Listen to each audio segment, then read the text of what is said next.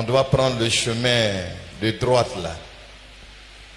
Et puis devenir disciple. Parce que quand tu restes dans la foule, tu n'as pas la révélation. Donc tout peut t'ébranler. Tout peut te fatiguer. Tu peux être même avec Jésus et puis arriver à un moment où tu dis non, ce que tu es en train d'enseigner là, ça ne m'intéresse plus. Je m'en vais ailleurs. Mais quand tu es dans l'intimité du Seigneur, il te montre des choses simples, il t'explique les paraboles. Tu grandis rapidement. Que quelqu'un dise, j'ai décidé d'être un disciple. Alléluia. On va se lever et on va recevoir l'homme de Dieu, l'apôtre Stanislas. Acclamons le Seigneur pour notre orateur. Alléluia.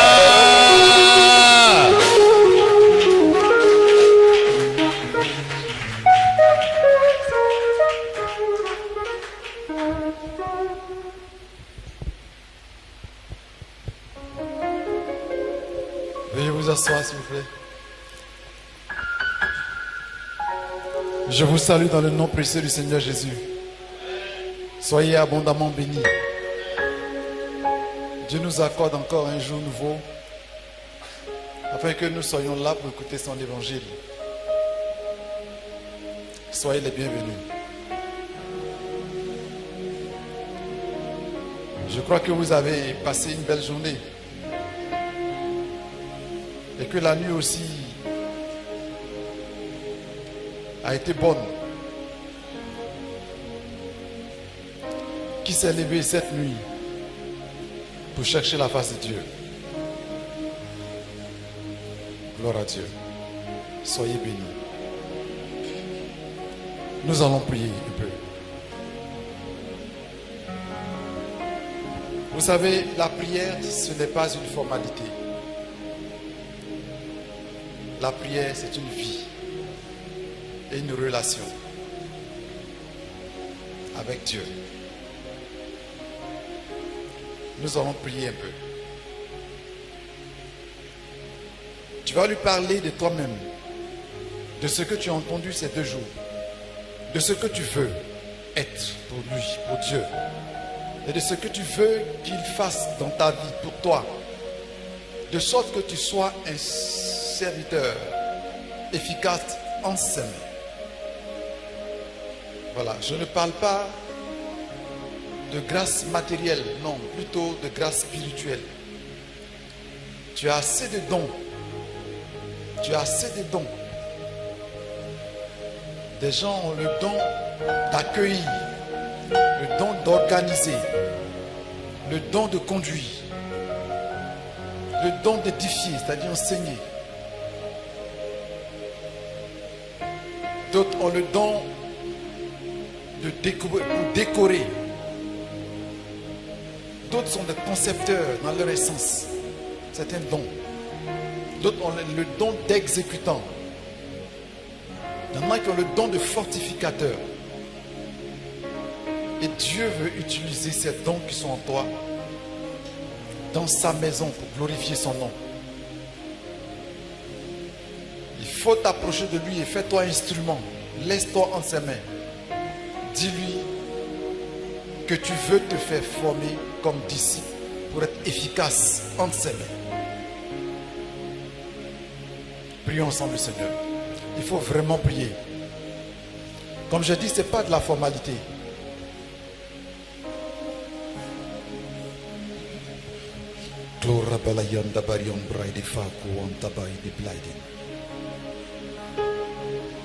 Oh Jésus, ta grâce. Nous sommes réunis encore là devant toi. Et nous voulons t'écouter. Nous sommes réunis là devant toi à nouveau. Afin que tu nous parles. Mais avant, nous voulons te parler. C'est important, Jésus, ce que tu nous demandes. Et ici, les frères et les sœurs, Seigneur, sont engagés à cela. Et chacun veut voir ta gloire. Chacun veut voir ta gloire, Seigneur. Je prie de soutenir la volonté de chacun, l'engagement de chacun, la décision de chacun d'être un disciple et d'être un instrument entre tes mains. S'il te plaît, Jésus. Tes enfants ont beaucoup de dons que tu leur as donnés. Et ma prière, c'est que tu soutiennes leur foi. Tu les conduises sur le chemin d'être un disciple. Et que tu les utilises avec ta force. Prie le Seigneur, approche-toi, parle à Dieu. Présente-lui ce qui est une faiblesse dans ta vie. Ce qui peut t'empêcher d'être le disciple que Jésus veut. Approche-toi et parle-lui.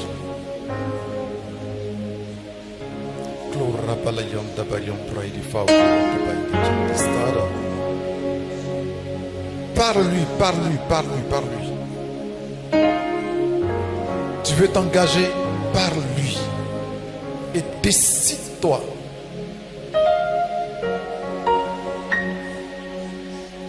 Parle-lui parce qu'il veut t'utiliser, il veut travailler avec toi.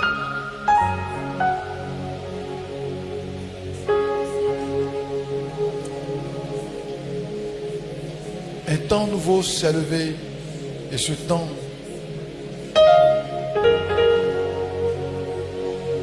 c'est maintenant.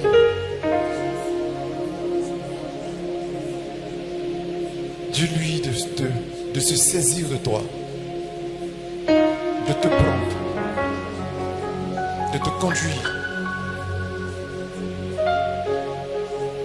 Présente-lui tes faiblesses. Come by the side of flower. Come bride the fowl on the barium blade kinti light. Oh the shabalayan the barium the bride kinti flight. Omborion by the kinti side follow on the ride. Rumblai the fowl on the ride kinti bili konto kuriam barakanta. Kin bili konto kuriam baraon de shikiri kumpuku kawanda. Seigneur, prends pitié. Seigneur, Seigneur, prends pitié. Envoie ta compassion. Envoie ta compassion. Viens et réponds ta grâce. S'il te plaît, Seigneur. S'il te plaît, Seigneur. S'il te plaît, Seigneur. Nous avons besoin de toi. Parce que sans toi, nous ne pouvons rien faire. Tes enfants, Seigneur, sont là, en train de te parler. Parce qu'ils ont besoin de toi. Et je plaide pour eux, Seigneur. Oh, je supplie ta grâce, manifeste-toi. Je supplie ta grâce, intervienne dans la vie. Et touche encore. Lève-toi sur chacun d'eux. Lève-toi sur chacun d'eux. Lève-toi sur chacun d'eux.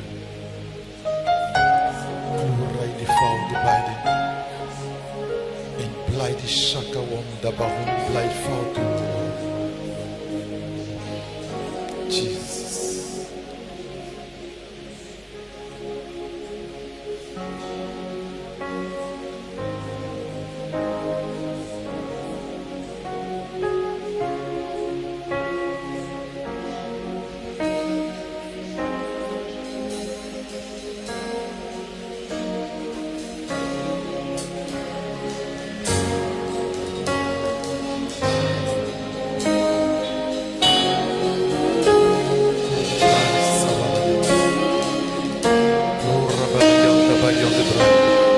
Approche-toi du Seigneur, parle-lui, parle-lui.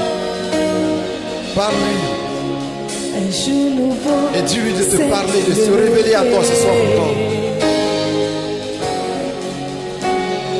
Parce que les choses doivent changer dans ta vie. Vie nouvelle a commencé. Les vieilles Dis habitudes doivent que mourir. je t'ai connu, mon Dieu. Et de nouvelles doivent revenir.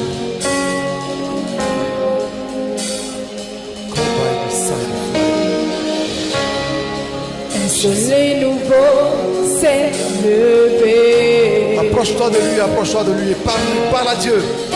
Il veut t'écouter, parle-lui. Ouvre-lui ton cœur. Une nouvelle a commencé. Depuis que je t'ai saisi, mon Dieu.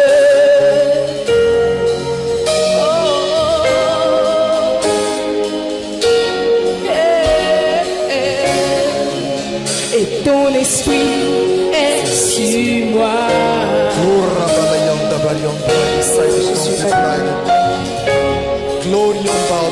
Source d'eau vive coule en moi. Depuis que je t'ai saisi, mon roi.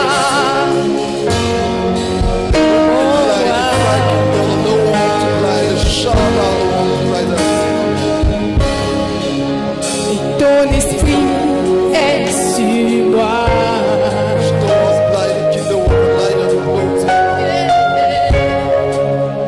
Tu m'as point pour te proclamer.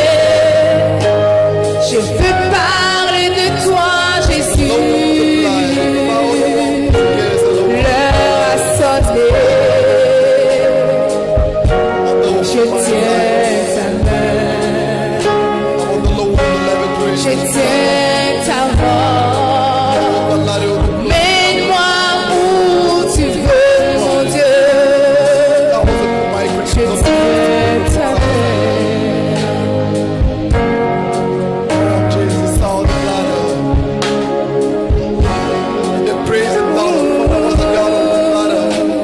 Amène-moi où tu veux, Jésus.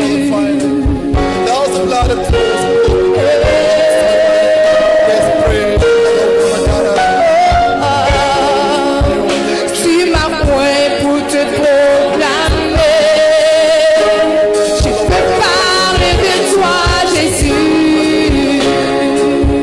Je veux faire ton œuvre. Je veux faire ton œuvre, Jésus. Je veux faire ton œuvre. Je veux faire ton œuvre. Je veux faire ton œuvre. Je veux faire ton œuvre. Je veux parler de toi.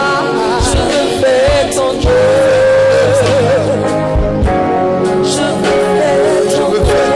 parler de ta grâce. Monde entier. T'as dit que tu es la solution.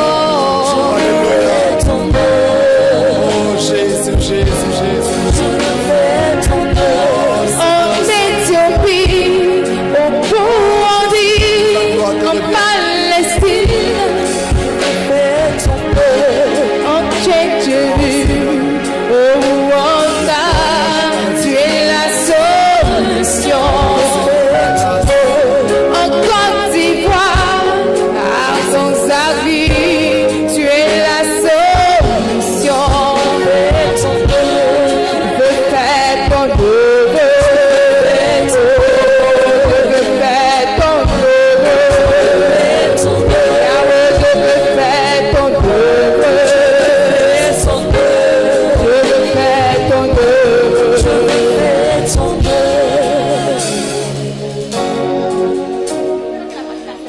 À toi la gloire, Seigneur. À toi l'honneur et la louange, Jésus. Merci pour ce moment important que tu bénis. Je prie, Seigneur, que les écailles tombent des yeux de tes enfants et que l'esprit de chacun s'ouvre sur la vérité de ta parole. Que l'âme de chacun soit affectée par cette parole. Et que le réveil devienne une réalité dans chaque vie. Merci pour ta présence. Au nom de Jésus. Amen. Gloire à Dieu.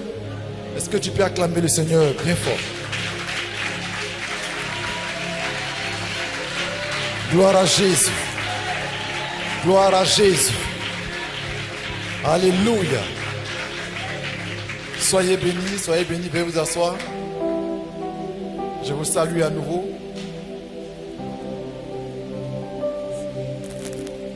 Je vous salue à nouveau.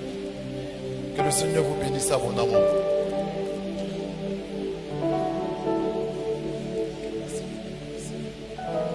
Nous allons prendre un test. Toujours le même d'hier, Luc 14, à partir du verset 25. Mais aujourd'hui, c'est le verset 27 qui va nous intéresser.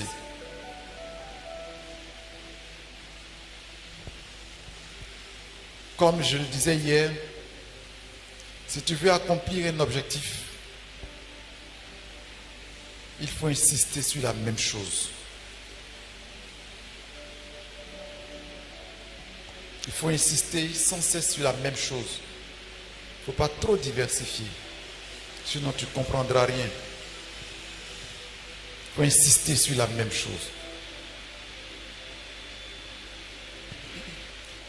En matière de formation de disciples, c'est ce qu'il faut faire. Le jour qu'on se lasse d'insister sur la même chose, on rétrograde, on perd ses repères, on bascule, on repart en arrière. Et souvent la remontée est difficile. Quand on n'insiste pas sur la même chose, on finit par tourner en rond, par se disperser. On ne comprend plus ce qui se passe. Gérer les affaires de Dieu, ce n'est pas comme gérer les affaires de ce monde.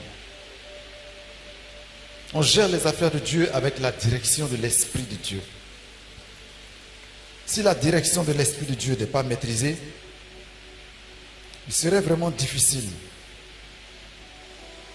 que l'enfant de Dieu réussisse. Parce qu'on ne peut pas servir Dieu avec notre propre intelligence, ni avec notre propre caractère, ni avec notre propre cœur. On sert Dieu avec notre être renouvelé, notre être transformé, notre être à l'image de Jésus. Vous savez, il y a des gens qui viennent à l'église, qui se baptisent tout et puis qui s'engagent. Ils servent Dieu. Ils ont du zèle. Ils apportent beaucoup à la maison du Seigneur. Ils impressionnent à tel point qu'on les établit. Mais l'erreur ici, dans cet individu, c'est qu'il sert Dieu avec son caractère naturel. Et c'est un grand danger pour lui-même et pour l'Église. Parce que le caractère naturel ne peut pas résister aux épreuves. Il n'a pas encore été impacté par l'Esprit du Seigneur. Il n'est pas passé par le feu de l'épreuve. Il n'a pas été transformé. Alors il est bon naturellement, il est libéral naturellement. Et il sert Dieu comme ça. Et le jour qu'une épreuve arrive, il peut se décourager, arrêter tout et puis ne plus jamais être chose libérale. Et c'est le comportement contraire, de façon radicale qui s'installe. On ne le comprend pas. C'est pourquoi, disciples que vous êtes, cherchez à ce que votre caractère soit transformé par l'Esprit de Dieu au caractère de Christ. Votre intelligence transformée par l'Esprit de Dieu à celui de Christ. C'est ce qu'on appelle, on passe en fait, pour le faire, on passe par ce qu'on appelle le feu, les épreuves. Mais bien avant, l'enfant de Dieu, c'est un exercice que je vous donnerai tout à l'heure. L'enfant de Dieu qui veut être bâti disciple doit se remettre en cause. Lui-même doit se mettre en cause. Il doit dire à Dieu, je suis imparfait, je suis un pécheur. Voici l'état de ma vie. Voici mon caractère. Il y a le péché dont on s'est repenti et dans lequel on ne vit plus. Mais il y a notre état, notre manière d'être, ce avec quoi nous sommes nés, qui nous suit. Par exemple, la colère, ce n'est pas un péché tant qu'on n'a pas réagi négativement. Cependant, ça fatigue l'individu, le colérique, ça le fatigue sérieusement. Et ça pousse à des actions qui nous amènent au regret après. Voici par exemple quelque chose que le disciple doit présenter à Dieu et demander au Seigneur de lui accorder la délivrance. Pour ne pas qu'un jour ce trait de caractère qui est celui du diable en lui ne l'humilie là où il ne le faut pas et ne lui arrache beaucoup de grâce devant Dieu. La rancœur.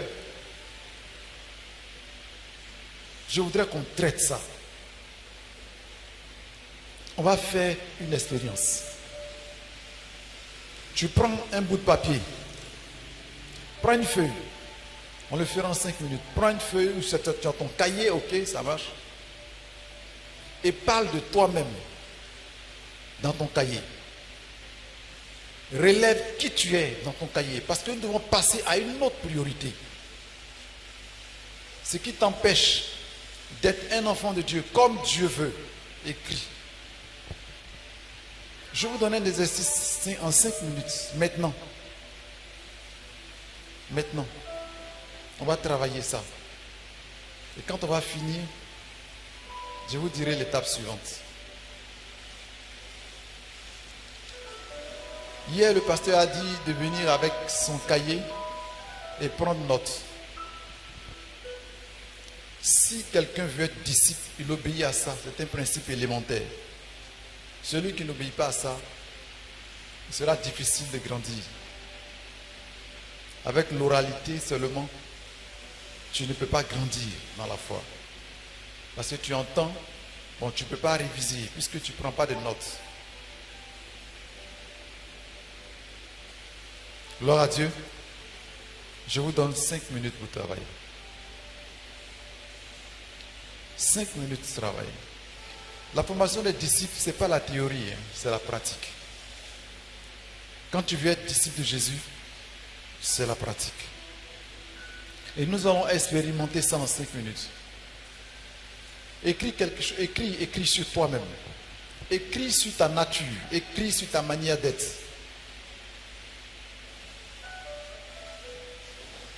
Écris, tu marques.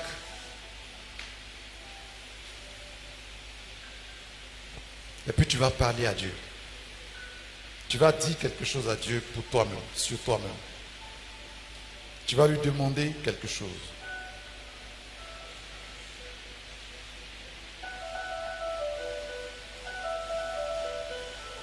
Il faut écrire. Écris, je donne 5 minutes, écris. Ceux qui n'ont pas envoyé de cahier, c'est un peu dommage. Ceux qui ont les cahiers, écrivez. Écris réellement ce qui te fatigue. Ce sont tes faiblesses et aussi tes craintes.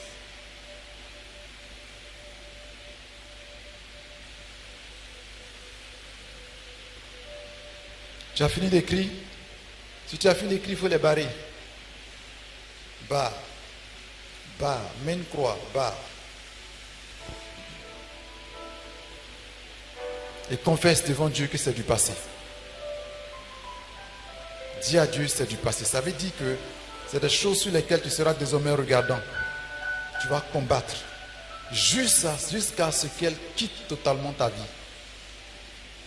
Le disciple travaille sur lui-même au quotidien, au travers de la méditation. Il travaille sur sa vie au quotidien, en vue de ressembler au Seigneur Jésus, parce que c'est notre objectif. Alors nous allons lire ce verset. Je lis d'abord à partir du verset 25. De grandes foules faisaient route avec Jésus. Il se retourna et leur dit, si quelqu'un vient à moi, sans me préférer à son père, à sa mère, à sa femme, à ses enfants, à ses frères et à ses sœurs, et même à sa propre vie, il ne peut être mon disciple. Le verset 27, celui qui ne porte pas sa croix et ne me suit pas ne peut pas être mon disciple. Celui qui ne porte pas sa croix et ne me suit pas ne peut pas être mon disciple. Qu'est-ce que cela signifie, porter sa croix et suivre Jésus? On a toujours pensé que porter sa croix, c'est être prêt à souffrir pour lui. C'est être prêt à souffrir, à subir les difficultés de la vie chrétienne. N'est-ce pas? Voilà, c'est comme ça, toujours, on a toujours compris. Mais je vous donnerai une définition qui n'est pas loin de ça, mais qui est le but principal et qui concerne le disciple de Jésus. La croix, qu'est-ce que la croix ici? Jésus ne nous appelle pas à souffrir. Il ne nous appelle pas à souffrir. Il ne nous demande pas de venir souffrir. Mais c'est le travail qu'il nous demande qui provoque la souffrance. Alors quand il dit, celui qui ne porte pas sa croix et ne me suit pas, ne peut pas être mon disciple. Il demande qu'on porte notre croix. Et la croix que tu dois porter, c'est quoi? Quelle est cette croix? Quelle est cette croix? On va lire Ésaïe 53. Et vous allez dire, quelle est cette croix?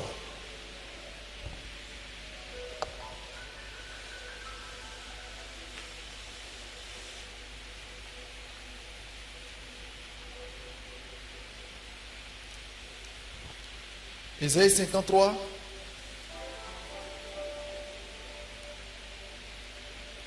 Je vais faire la lecture.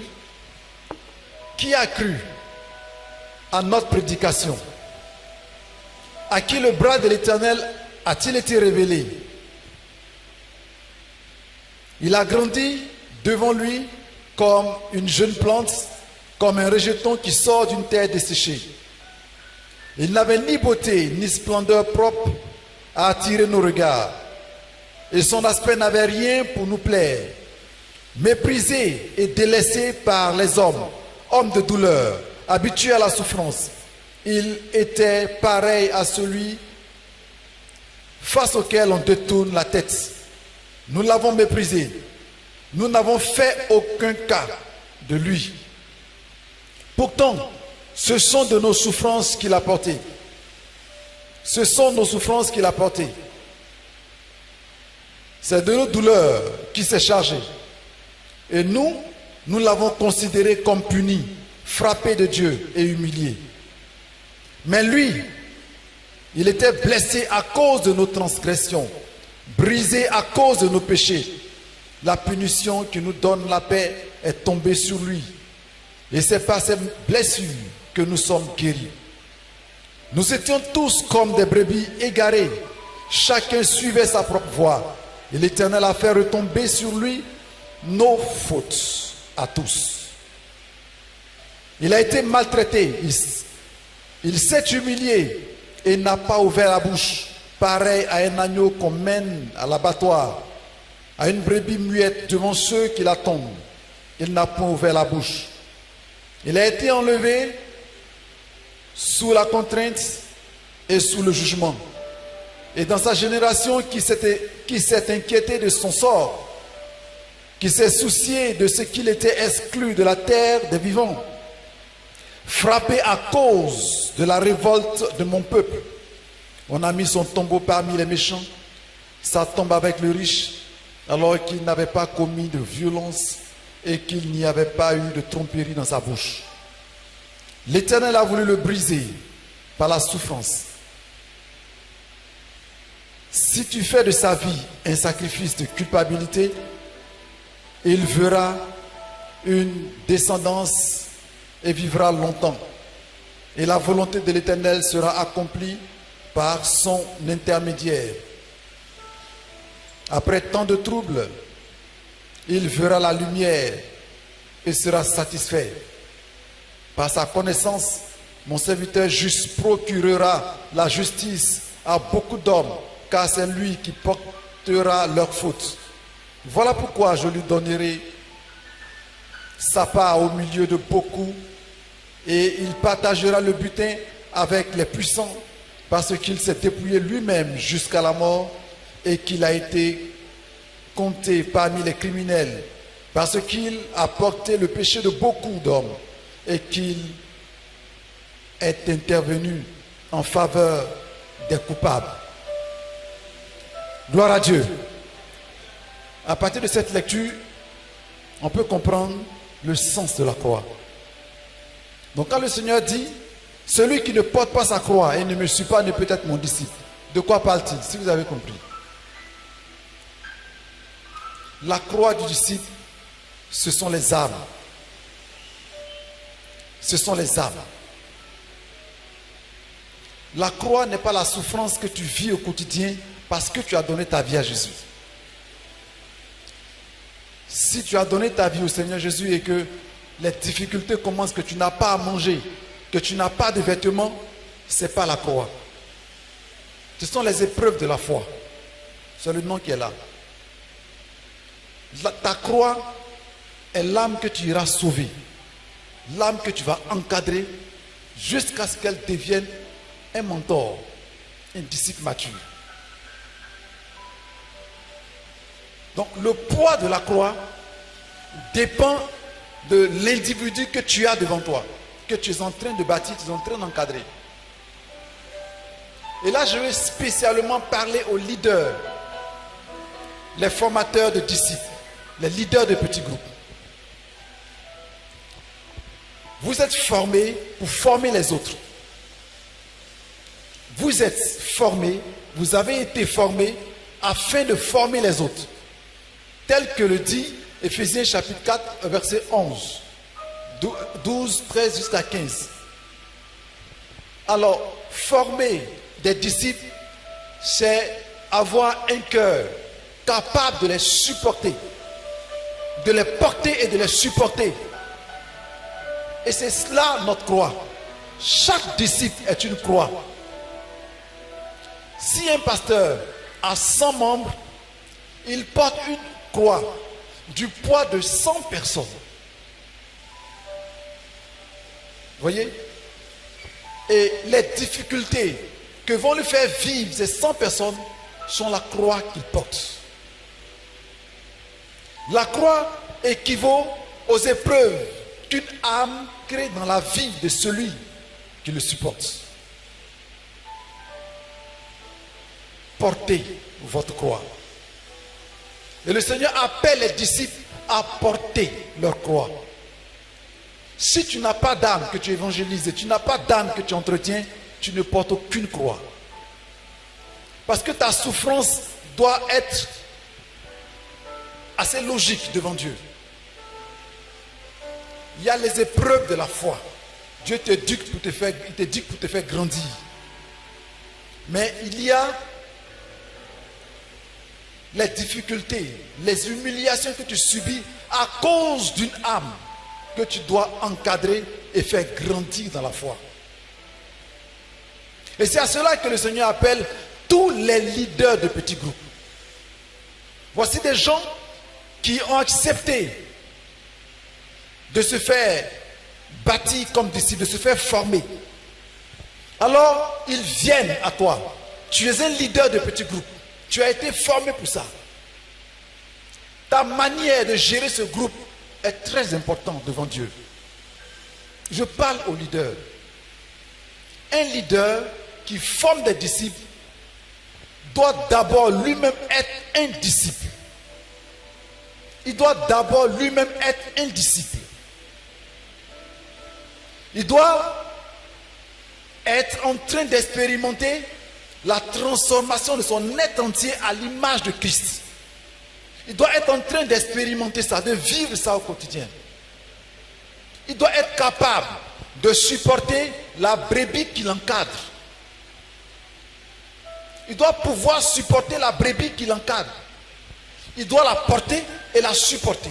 La porter sur son épaule et puis la supporter, c'est-à-dire la comprendre comprendre ses caprices, l'aider à devenir meilleur. On n'est pas leader de petits groupes juste pour des formalités, pour remplir des formalités, non. On n'est pas un leader, on ne dirige pas les âmes juste pour une formalité. On ne dit pas non, on a une église et puis il y a des gens, non. Il y a un travail de fond à faire. C'est pourquoi le Seigneur a dit, celui qui ne porte pas sa croix et ne me suit pas, ne peut pas être mon disciple. C'est-à-dire celui qui n'est pas en train de souffrir pour une âme. En fait, je ne dirais pas de souffrir pour une âme, mais d'encadrer une âme, de la supporter, de l'aider à atteindre la perfection, ne peut pas être mon disciple. Le 53, Isaïe 53 que nous avons lu, décrit le type de disciple que Jésus veut. On l'a frappé, il n'a pas ouvert la bouche. On l'a insulté, il n'a pas ouvert la bouche. Mais il menait un combat. C'était pour que le peuple pour qui il est venu soit délivré, soit libéré et soit restauré. Voici le but de la venue du Seigneur, vous le savez. Cette croix que Jésus portait le jour là, où il était transporté sur la montagne, ce n'était pas le bois. On voyait du bois. Ce n'était pas le bois, frère. C'était ceux qui étaient présents. Et c'était ceux qui allaient venir. C'était les Pierre, Jean, Jacques, André, Barthélemy, Philippe, Thaddée, tout cela. Et c'était toi et moi aujourd'hui qui sommes là. Le poids, le fardeau, le poids de ce fardeau a fait tomber Christ 3 fois. Ça l'a fait tomber 3 fois. Vous savez que 3, c'est le chiffre de la plénitude. Il n'y avait plus rien qui restait quant au travail que Christ avait investi dans la vie des hommes. Quand la Bible dit, il n'avait plus de beauté pour attirer nos regards. Il a été battu, humilié. Il a atteint le degré, le grand degré, le maximum de l'humiliation. À cause de qui? À cause des hommes, à cause de nous, parce qu'il voulait nous délivrer. Aujourd'hui, qui s'engage dans le sacerdoce doit le comprendre. Les brebis que nous avons sont une croix pour nous. Et nous avons le devoir de les supporter. Nous avons le devoir de les entretenir. C'est nous qui devons conduire leur délivrance, tant physiquement que spirituellement. On doit les comprendre. On doit les comprendre. Le leader, faiseur de disciples, doit comprendre le disciple. On ne lui retourne pas la monnaie. On encaisse. On encaisse. C'est pour ça qu'on est leader. On encaisse et on encaisse. C'est pour ça qu'on est leader. Tu ne peux pas encaisser, démissionne. Parce que non, Dieu ne peut pas gérer comment on appelle, les humeurs d'un leader qui a des gens à diriger. Il n'a pas compris, il se comporte comme un enfant. Un leader, on doit l'exhorter à comprendre. Frère, il y a des limites que moi personnellement je ne franchis pas avec des leaders. Si je t'ai donné la formation qu'il faut, la formation littérale, mais surtout la formation sur le terrain, et tu as commencé à servir, tu es un leader, et puis arrivé un moment où tu commences à te rebeller, je peux te chasser.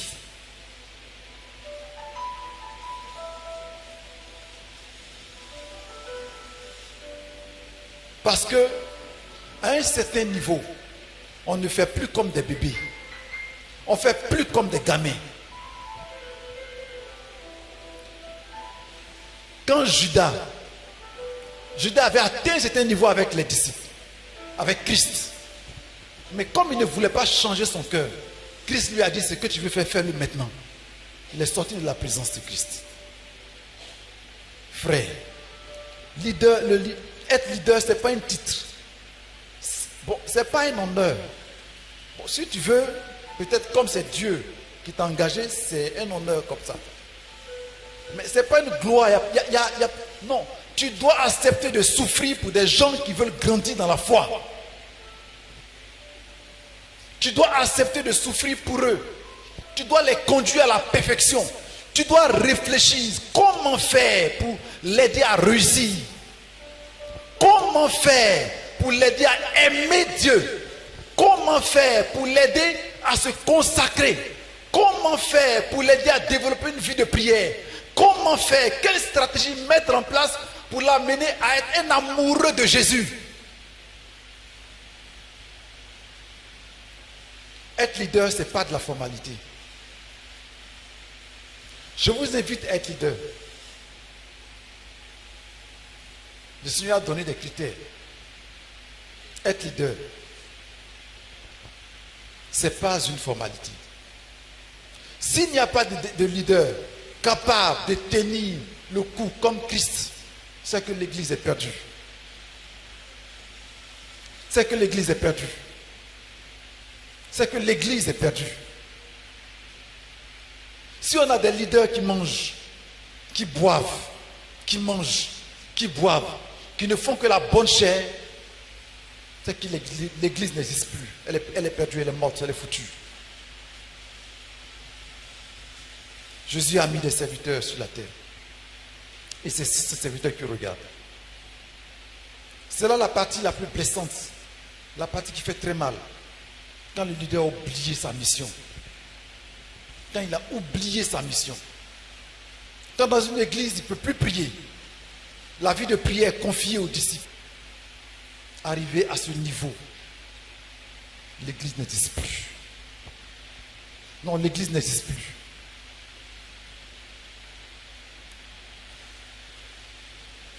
Des disciples, des faiseurs ont été. C'est pourquoi on forme. Dans le premier niveau, on forme. On passe au second niveau où on fait 2 ans. Le niveau où on fait 2 ans, au GRB, c'est là-bas que tout se passe. Au premier niveau, on n'incrimine pas le disciple. On lui montre que les choses sont intéressantes en Christ. On lui donne la connaissance. C'est un bienvenu. C'est un bienvenu. Donc on lui fait connaître tout ce qui se passe en Christ. Comment on vit en Christ. Ce qu'on enseigne. Ce qui est notre doctrine. Le premier niveau de la foi, c'est ça. Ce qu'on appelle le GL. On va lui donner des enseignements sur qui est Jésus. D'où il vient. Comment il est né. Comment il a fait les guérisons. Tout ce qu'il a fait. Comment il est mort, il est resté. Il va revenir bientôt. Parce que le nouveau qui est venu, il est ignorant de tout. Il vient à l'église en tant qu'un observateur. Quand bien même qu'il ait donné sa vie à Jésus, il vous regarde, vous tous. Comment vous vous déplacez? Comment sont vos mouvements? Comment vous accueillez les gens? Comment vous approchez les gens? Comment vous parlez entre vous? Il est assis et il tourne la tête. Il tourne la tête, il regarde. Chaque dimanche quand il vient, c'est vos agissements. Comment le leader du petit groupe se comporte envers eux? Quand quelqu'un pose une question déplacée, comment il réagit? Il va passer 1 an dedans. C'est pourquoi au bout d'1 an, on forme le nouveau. Jusqu'à ce que le nouveau se sente intégré dans le corps. C'est pourquoi même quand il est baptisé à ce niveau-là, on ne le sanctionne même pas. Parce qu'il n'a pas encore compris. On ne sanctionne pas quelqu'un qui n'a pas compris. On ne lui donne pas de directive dure. On lui présente les dangers du péché. On dit voici le péché, voici ce qu'il fait de mal. Si tu commets le péché, voici les conséquences qui vont arriver. Et voici comment tu peux t'en sortir. On ne lui impose rien. On lui présente les avantages de la Bible qui est notre livre suprême, le merveilleux. On lui présente les avantages. On lui présente comment, on lui apprend comment est-ce qu'on lit. Durant toute la première année, le jeune disciple s'intégrera. Il connaîtra Christ. Il saura ce qu'on appelle la Sainte Trinité. Il saura ce qu'on appelle tous les enseignements que nous avons. Il saura. Quand il sort de là, il rentre au 2e niveau qui est le GRB. C'est là-bas qu'il y a les leaders qui bâtissent. C'est au GRB qu'il y a des leaders qui bâtissent. C'est au GRB, le GRB est comparé à chercher et vous trouverez. Là-bas, on ne te donne plus. Tu cherches pour trouver. Tu étudies pour trouver. Au GRB, on traite ta vie, on traite ton comportement. Au GRB, on sanctionne. Tu as 2 ans à faire. Au bout de 2 ans, tu es capable de diriger un petit groupe. Donc, lorsque quelqu'un sort de ce lieu, c'est un leader de premier niveau. C'est pourquoi la barre doit être élevée au GRB. Leader, mettez l'accent sur vous-même dans ce sens-là. Mettez l'accent sur vous-même. Celui qui ne cherche pas Dieu à fond sera un mauvais bâtisseur. Celui qui a raté son GRB sera un mauvais leader. Un leader qui n'a pas expérimenté la transformation de son caractère sera un mauvais leader. Il va transmettre aux autres ce qu'il est. Le mauvais et le méchant, il va le transmettre aux autres. Parce que les disciples sont là, ils te regardent. Et au travers de toi, ils veulent voir qui? Jésus. Ils veulent voir Jésus en toi. Donc tout ce que tu leur dis, c'est ce qu'ils croient et c'est ce qu'ils avalent. Même quand ils lisent, ils ont besoin d'explications. Parce qu'on ne comprend pas la Bible comme ça.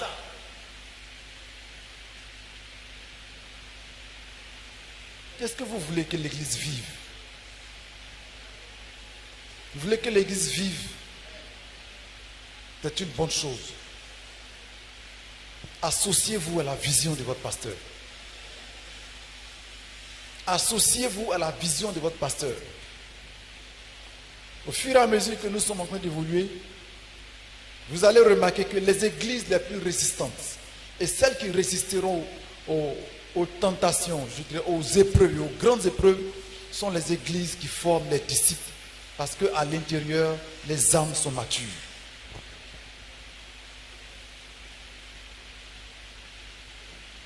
Alors au bout de 2 ans, le disciple devient solide. Et il est capable de diriger un petit groupe. Il passe à un 3e niveau qu'on appelle le GRC.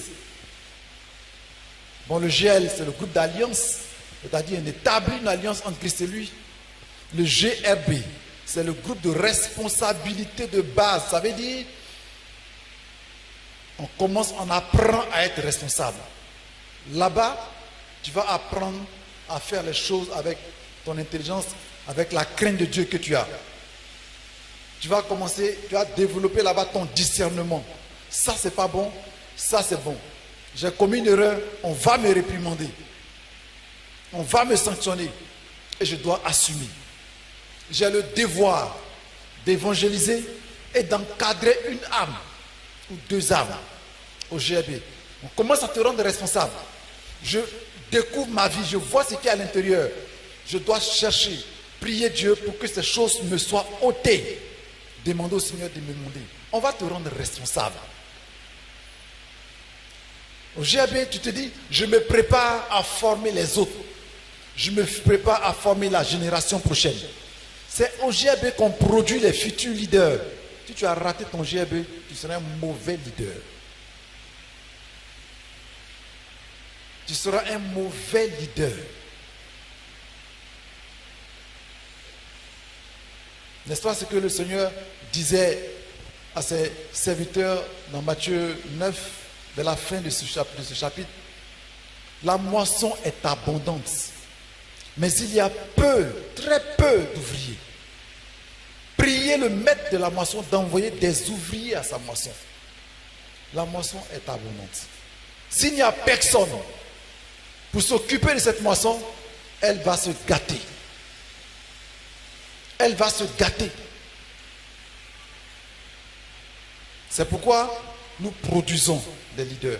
Donc quand tu arrives au GRB, il y aura des leaders qui vont sortir. Des gens qui ont été bâtis, qui ont été travaillés à l'image du Seigneur, qui ont compris qu'ils doivent évoluer eux-mêmes jusqu'à ressembler au Seigneur. Chaque jour est en train de ressembler au Seigneur. Qui l'ont compris. Et donc qui forment. et qui supporte. C'est là où on dit porter sa croix. Tu as une âme, tu portes sa croix. Vous faites route ensemble et tu vois que cette âme commence à s'intéresser aux choses de la vie. C'est toi le leader qui tu dois la détourner. Tu dois détourner ses regards de cet endroit. Tu vois que l'âme commence à s'intéresser aux choses de ce monde, c'est-à-dire la fornication. Il faut mener la bataille qu'il faut. C'est pourquoi un leader de petit groupe doit être un homme de prière. Il doit être un homme de prière. Et les prières adressées sont envers les brebis. Les brebis veulent faire, mais elles manquent de force. Elles manquent de sagesse. Elles manquent de savoir-faire. Toi qui as traversé le GRB, tu as de l'expérience. Va vers elles pour les secourir. Et comme ce n'est pas un travail charnel, c'est un travail spirituel, alors fléchis les genoux. Vraiment, c'est difficile aujourd'hui de voir des gens qui consacrent assez de temps dans le jeûne et la prière pour qu'une brebis soit sauvée de sa situation, de sa faiblesse spirituelle, pour qu'elle devienne mature, pour qu'elle prenne conscience spirituellement et qu'elle aussi soit capable de former les autres. C'est ce qui tue l'Église. On n'a pas de leader. On a quelque peu de leaders essoufflés parce qu'ils sont seuls. Et tant qu'on n'aura pas de leader, l'Église sera en difficulté. Or, vous savez que le loup ne se ménage pas.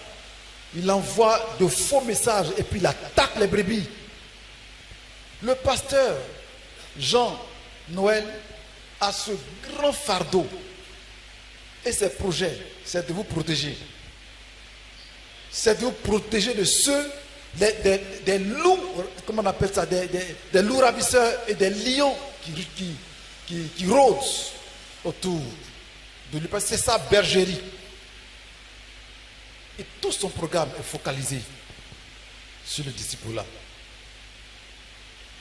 Vous êtes un véritable fardeau et une véritable croix pour lui. Et il en est conscient. Parce que quand on parle, c'est son cœur. Bien-aimé, il a besoin de leaders. Je vous le répète, votre pasteur a besoin de leaders. Votre pasteur a besoin de leaders engagés. Votre pasteur a besoin de leaders compétents. Votre pasteur a besoin de leaders qui payent des prix. Pour que les objectifs et le but qu'il a fixé, ou que Dieu lui a fixé, soient accomplis. Sans leader, le pasteur sera épuisé et il ne pourra pas. J'exhorte tous les leaders. Quand nous lisons 2 Corinthiens chapitre 11, on ne va pas lire parce que c'est long, à partir du verset 23 jusqu'à la fin, l'apôtre Paul explique ses souffrances à cause du peuple. Quand vous l'entendez dire, sont-ils apôtres? Je le suis aussi. Il commençait à défendre un peu son ministère parce qu'il avait trop de pression. Quand il dit dans 1 Corinthiens 9, mais si les autres juste des dîmes et des offrandes, pourquoi moi est-ce que je n'en jurerai pas? Il recevait des coups durs. Et à la fin, il dit non, je ne m'engagerai pas dans cette voie avec vous. Si vous êtes faible, moi je ne serai pas faible. Si vous tombez, je refuse moi de tomber pour brûler. C'est pourquoi je voudrais dire aux fidèles d'aimer leur pasteur. Est-ce que vous comprenez ce que je suis en train de dire? Vous êtes une croix. Quand le Seigneur dit celui qui ne porte pas sa croix, il ne me suit pas, c'est de vous il parle. Et il s'adresse à ses disciples, à ses leaders. Donc si on ne porte pas, on ne vous porte pas, on ne vous charge pas, c'est-à-dire si on ne vous comprend pas, si on ne cherche pas à vous aider, à mûrir dans la foi, à être délivré de ce qui vous fatigue, le Seigneur sera dur envers nous. Donc aimez vos pasteurs. C'est pourquoi ne les jugez pas. C'est pourquoi ne les méprisez pas. C'est pourquoi ils sont dans une difficulté, soutenez-les. Un pasteur n'est pas un super-homme. Un pasteur n'est pas un super-homme. Un pasteur peut tomber dans la fornication. Un pasteur peut tomber dans l'adultère. Un pasteur n'est pas un super-homme. Mais l'action, la réaction plutôt de son peuple face à l'erreur de son pasteur est déterminante. Soit ça le tue, ça l'enterre et ça le fait disparaître. Ou ça l'amène à se repentir, à se relever, à devenir plus fort qu'avant.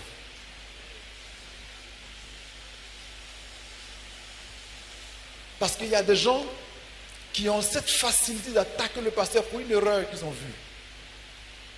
Peut-être qu'il n'est même pas grave, ils ont entendu, on dit que le pasteur, on dit, c'est fini. Ils vont l'allumer, ils vont l'attaquer, ils vont le mépriser. Cependant, c'est lui qui fléchit les genoux. C'est lui qui est en jeûne. C'est lui qui réfléchit toujours comment faire pour que toi, tu sois agréable à Dieu et que tu réussisses ta foi. Et que le loup ne s'empare pas de toi. Je parlais avec lui tout à l'heure.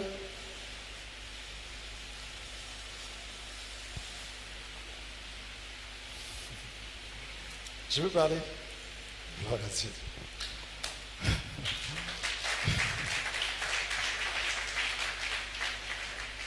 Il s'est inscrit dans une école de délivrance pour voir comment vous aider jusqu'à ce que vous jouissez de la, comment on appelle, du plein épanouissement, tant spirituel que matériel.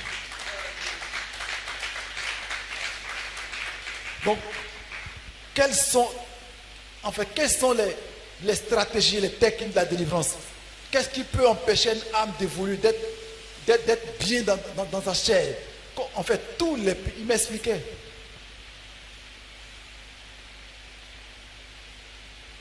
Aimez vos pasteurs. Aimez vos pasteurs. Quand tu lis 1 Corinthiens 9 et tu lis 2 Corinthiens 11, tu vois presque les larmes de l'apôtre Paul. Il dit, je parle comme un fou. C'est-à-dire, les brebis l'amènent à sortir de lui-même à des moments. Je disais à des gens, si le pasteur démissionne, vous serez tous perdus.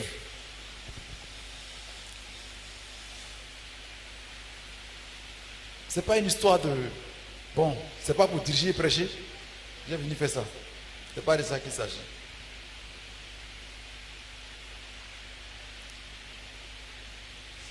C'est ce que le Seigneur Jésus a répété. Je frapperai le berger et le troupeau se dispersera. Si le berger est frappé, le troupeau se disperse.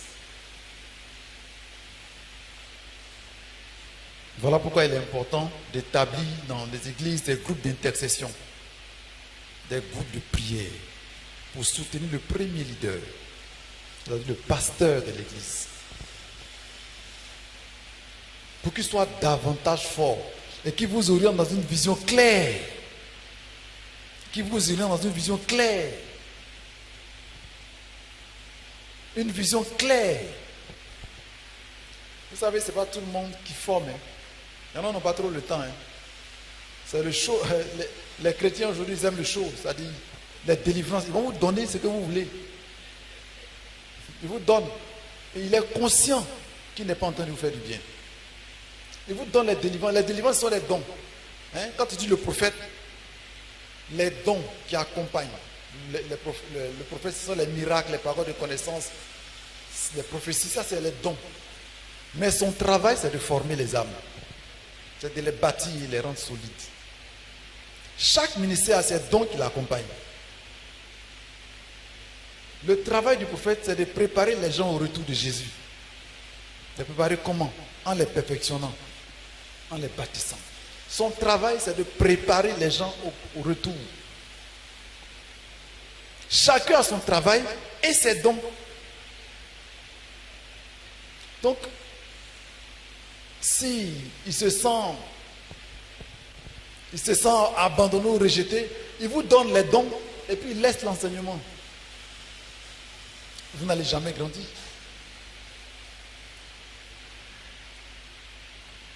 Aimez vos pasteurs. Priez pour eux. Ouais, priez pour eux. Priez pour eux. Là, j'ai fait une grosse parenthèse. Alors, cher leader, porte ta croix. Quand tu deviens disciple, dès que tu passes au GAB, tu commenceras à apprendre à porter aussi une croix, c'est-à-dire à former un disciple. Sur la croix, ce ne sont pas les souffrances. Jésus ne nous appelle pas à souffrir, non. Il nous appelle à porter notre croix, à supporter les âmes qui nous confient. Donc en les supportant, ils vont te mépriser, t'insulter. Bon, pas seulement ça. Hein, les souffrances là, ce n'est pas parce qu'ils t'insultent, mais ils te méprisent. Mais déjà quand tu vois une âme qui court, qui retourne vers la fornication, c'est toi le pasteur, tu luttes pour l'enlever de là-bas. Tu vois qu'il a commis une bêtise et puis il a été attaqué par les puissants des ténèbres. Les sorciers de son village l'ont eu. C'est toi qui dois lutter, prier pour le faire ressortir de là-bas. Prier, délivrer, éloigner l'ennemi.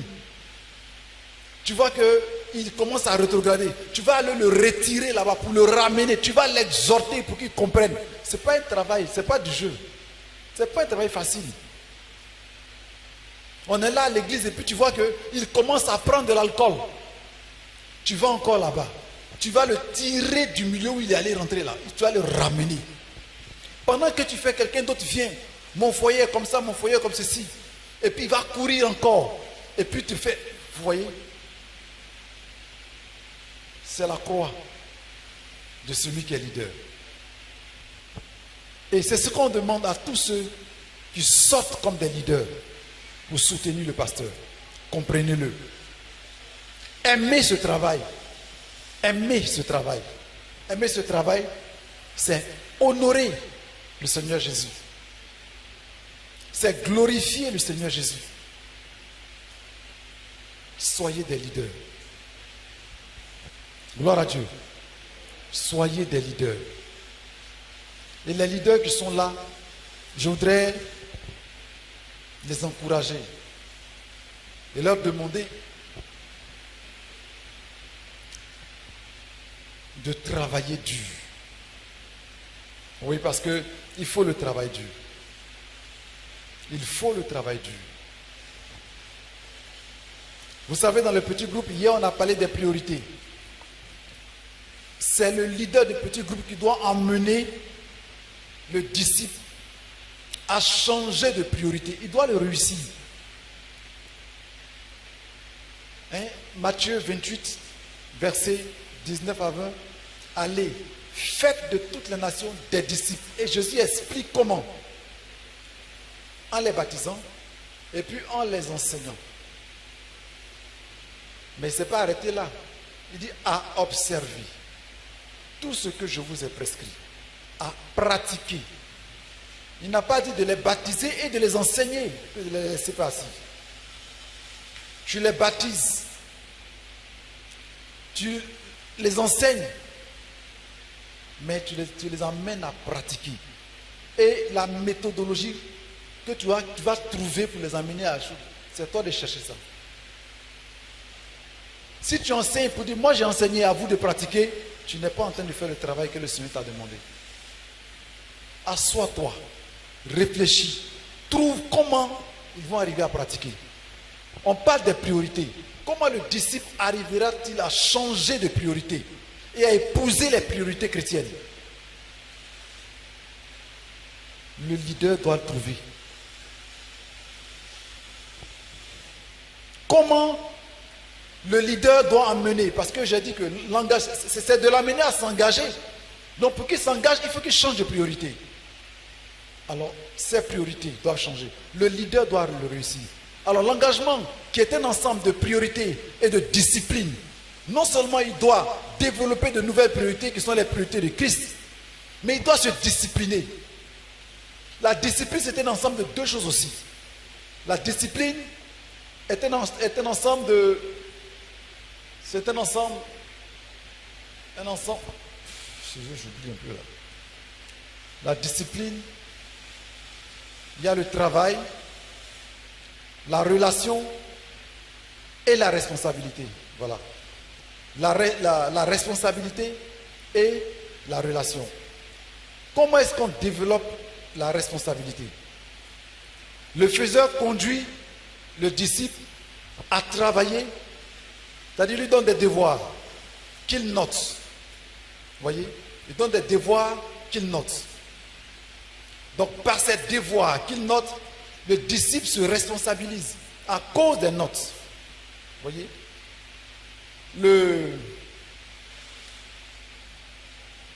La responsabilité l'amène à travailler dur parce qu'il y a des notes qui viennent. Vous voyez? Et puis les relations l'amènent à faire quoi? À travailler parce qu'il veut plaire à quelqu'un. Il veut plaire à celui qui lui a donné le devoir. Il veut plaire peut-être à ses parents et il veut aussi lui-même être bien vu. Vous voyez? Donc, la priorité lui permettra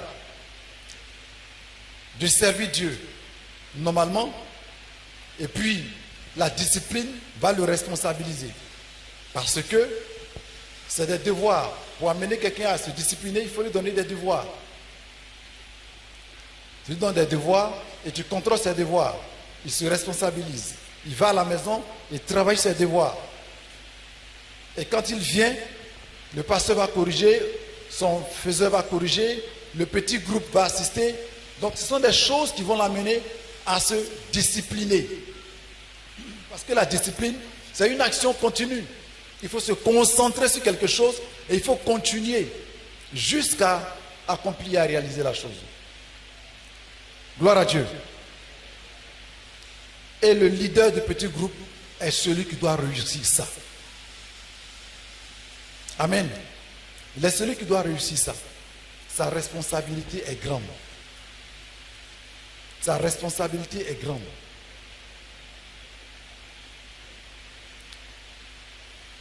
Nous allons lire le livre de Tite.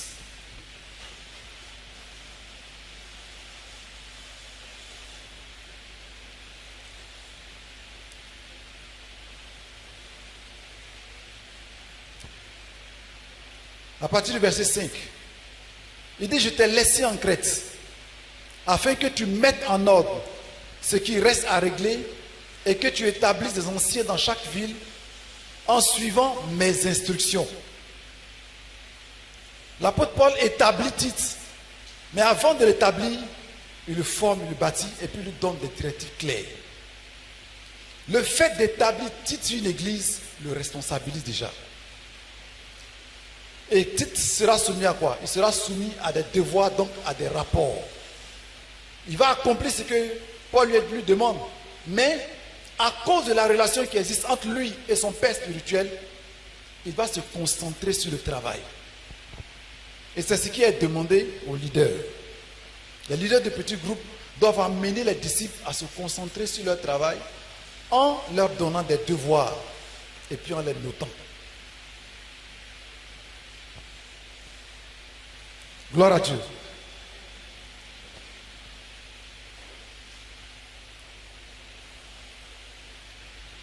En leur donnant des devoirs et en les notant. Si le leader du petit groupe le réussit, alors il aura sauvé des âmes.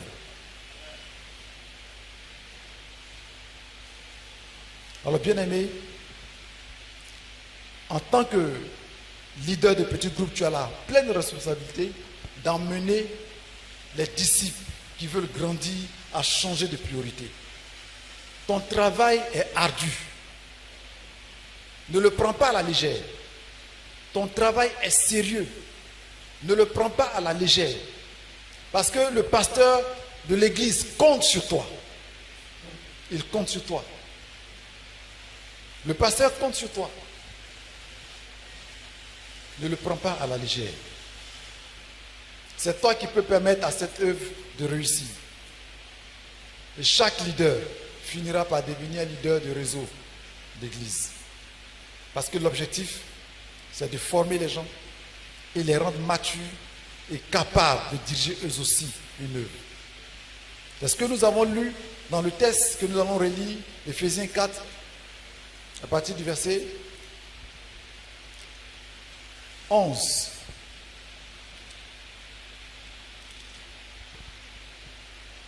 Où il a dit, c'est lui qui a donné les uns comme apôtres, les autres comme prophètes, les autres comme évangélistes, les autres comme bergers et enseignants.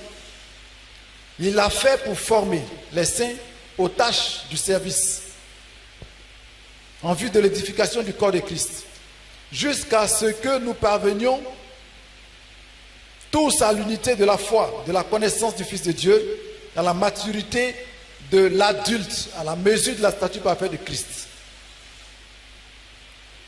Gloire à Dieu. C'est le devoir du leader d'amener le jeune disciple à ce niveau.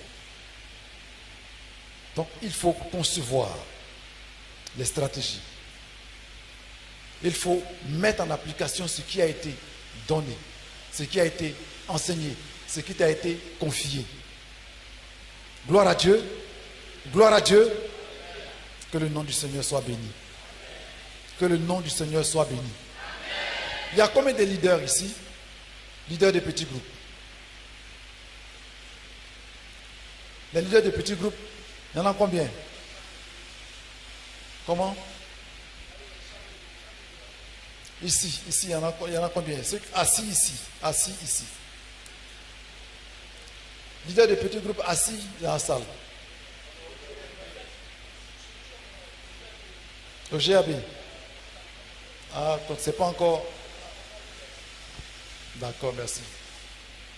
Parce que je vous parle comme des gens qui ont fini. Merci.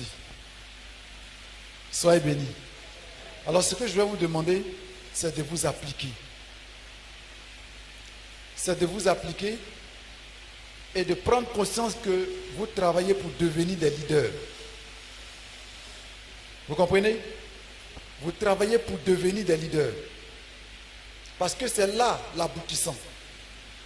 Vous travaillez pour former d'autres personnes. Vous devez prendre au sérieux ce que vous faites dans le GAB.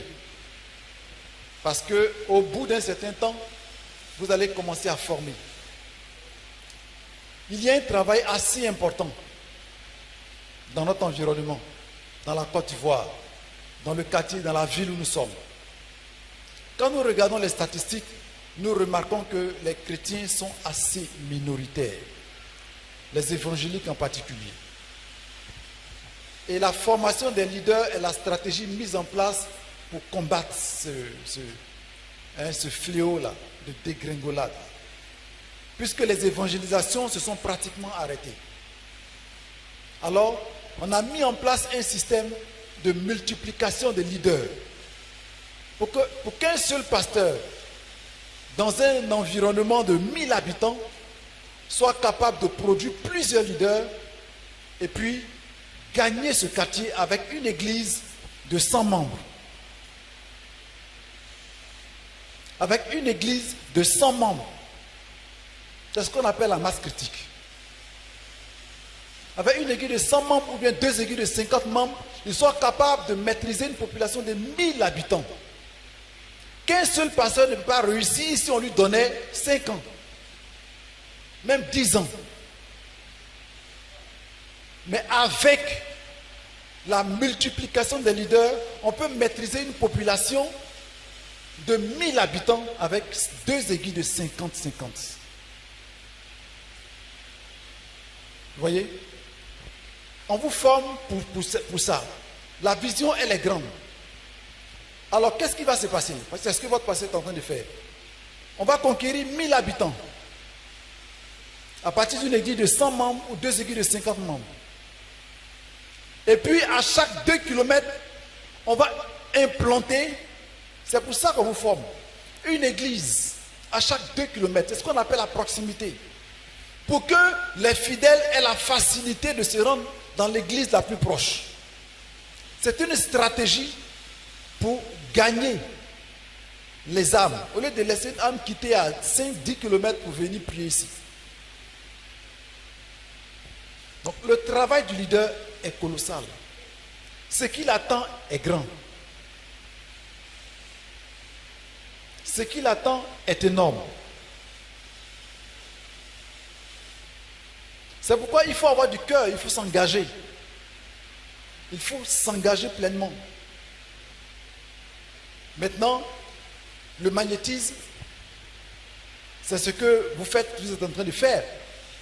Comment attirer les gens pour qu'ils se sentent bien dans l'église. Parce qu'il faut que dans l'église, il y ait toute catégorie de personnes. Oui, et puis qu'elles se sentent à l'aise. Les étrangers, les autochtones, les jeunes, les vieux, les hommes, les femmes, les blancs, les noirs. Il faut qu'une église soit conçue, construite, bâtie et puis organisée de façon à accueillir toute catégorie de personnes. Le magnétisme.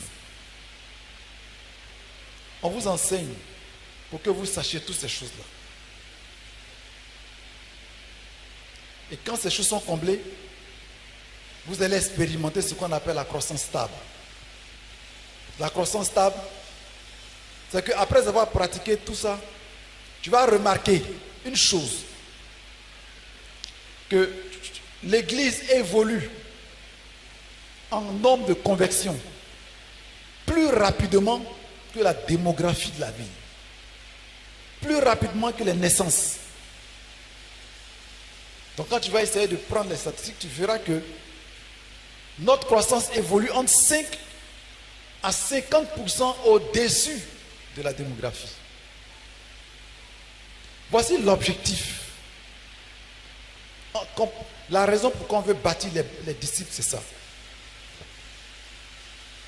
Et donc, à partir de là, pour réussir ça, il y a, ça va produire 3 résultats assez importants. La première chose pour réussir, c'est que les disciples qui sont en formation doivent le comprendre. Premièrement, on doit saturer le quartier d'églises formatrices de disciples. C'est pour ça qu'on forme. Je veux que vous soyez conscients de cela, puisque vous n'êtes pas encore sortis. Soyez-en conscients et puis accrochez-vous. Vous allez sortir et puis vous allez accomplir ce travail. Saturez votre quartier d'églises formatrices de disciples. Saturée, je dis bien, remplie. Quand elle est saturée, cela signifie quoi? Ou pour qu'elle soit saturée, il faudrait que chaque individu dans le quartier ait été approché personnellement et ait été évangélisé. Chaque individu dans le quartier a été approché, a été évangélisé. Et tous ceux qui sont évangélisés, tous ceux qui ont accepté Jésus, rentrent maintenant dans le moule de la formation des disciples. Vous voyez? Tous ceux, quand on a atteint ça, c'est alors qu'on dit qu'on a accompli la grande commission dans ce quartier-là. Est-ce que vous comprenez ça? C'est pour ça que vous êtes en formation. Donc votre mission, c'est cela. Saturer, implanter jusqu'à saturation. Multiplier les programmes d'évangélisation. Multiplier les programmes d'évangélisation. Mais pour que les programmes d'évangélisation puissent prendre, je reviens vous dire encore, c'est la prière. Bien aimé, j'ai mis un peu trop là-bas très tôt, mais c'est ce qu'il faut. Ce que je suis en train de vous dire maintenant, c'est la prière. Là où il n'y a pas de prière, il y a échec. Ce que je viens de vous expliquer est bien beau. Stratégiquement parlant, c'est bien beau. Mais sachez que je viens de vous lire une théorie Je ne suis pas, je vous ai pas donné la pratique. Je vous ai lu une théorie, je vous ai lu de la littérature. Je vous ai fait de la littérature. La pratique est toute autre chose. Pour réussir sur le terrain, soyez des hommes de prière. Après avoir été des gens qui ont changé de priorité. Des gens disciplinés, responsables. La prière. La prière. Parce qu'après avoir appris tout ça, tu seras confronté à Satan et à ses démons. On ne prend pas une âme facilement. Même si elles sont nombreuses dans la vie. Tu ne vas pas jeter ton filet comme ça. Tu peux ne rien avoir. Parce que ton adversaire, il est invisible, il déchire les filets. Il maintient les âmes, mais non pas dans le filet. La prière. Pour ne pas que tu dises, j'ai fini ma formation, j'ai appris tout ça bien, mais pourquoi est-ce que ça ne va pas? Non, ça n'ira pas si tu n'y mets pas la prière. Ça n'ira pas si tu n'es pas une femme de jeûne, si tu n'es pas un homme de jeûne. Si tu n'engages pas des moments forts dans la prière, tu ne pourras pas. Vous êtes au GRB, je vous encourage d'avancer. Voici la vision.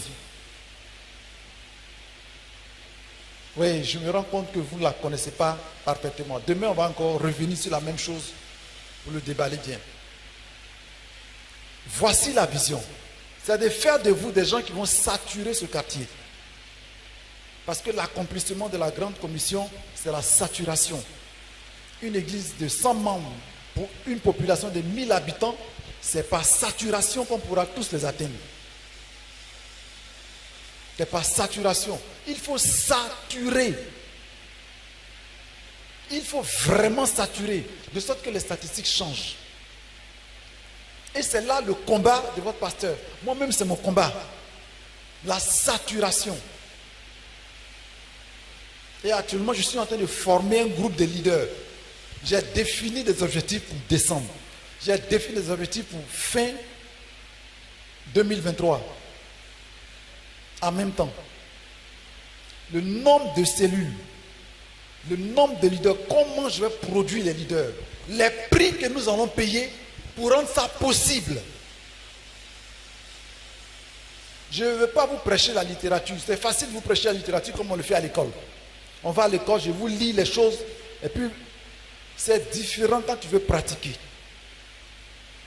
Parce que la pratique, dans la pratique, il y a des échecs, il faut répéter. Échec, il faut répéter. Et le manque d'expérience intervient beaucoup. C'est pourquoi vous qui êtes au GRB, ne vous lâchez pas. Ne vous relâchez pas, n'abandonnez pas. Accrochez-vous et avancez. Accrochez-vous et avancez.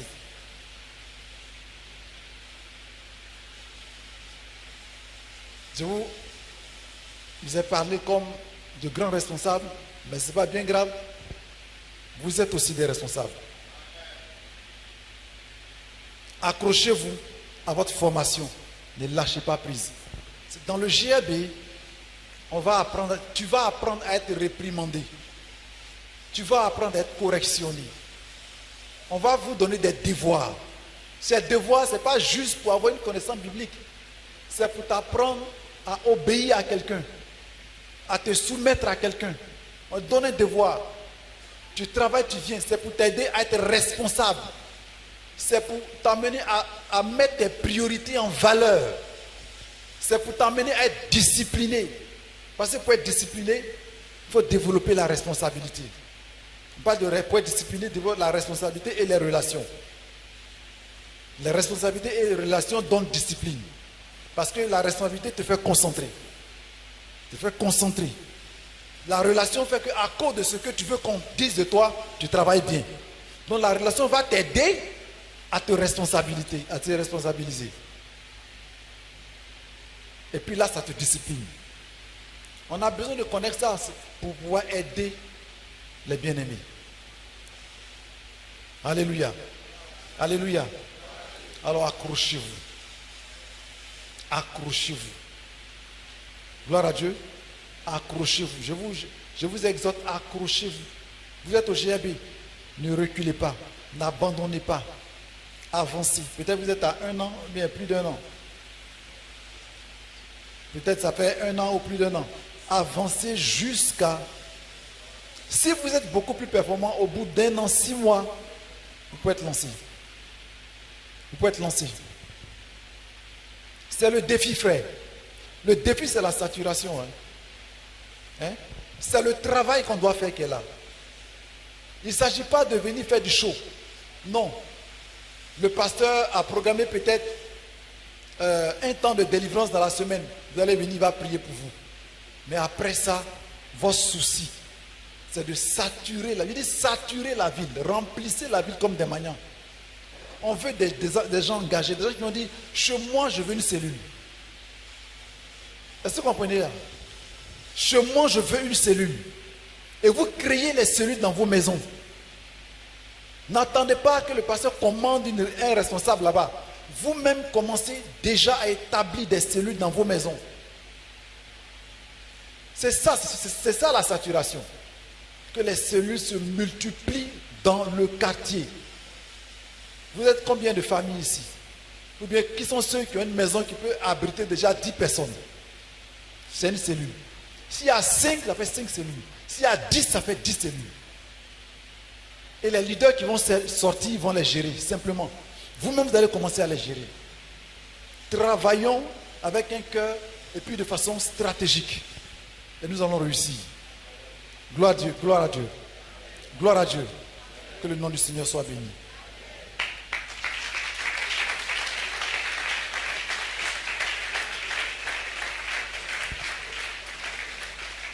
On va ensemble remercier le Seigneur. Bénissons-le.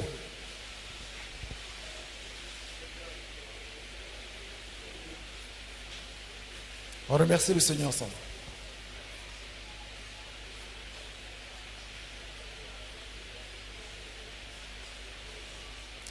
Seigneur, je te rends grâce. Je te dis merci pour ce moment.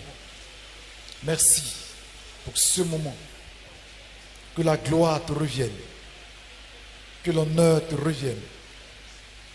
Que la louange te revienne. Merci, agneau de Dieu. Merci pour ta parole. Merci de ce que tu es celui qui soutient tes enfants.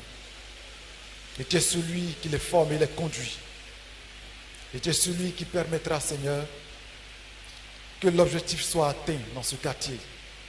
L'objectif soit atteint dans cette ville, dans cette commune et dans cette nation. Bénis tes enfants en formation. Accorde-leur ton soutien. Accorde-leur ta grâce.